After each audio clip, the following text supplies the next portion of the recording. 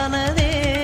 காதல் என்ற மந்திரத்தின் மாயம் என்ன, கல்லும் முள்ளும் இப்போது பூவானதே. வானவில்லின் துண்டொன்று மண்ணில் வந்து யாருக்கும் சொல்லாமல் பெண்ணானதே. தென்மேற்கு பருவக்காற்று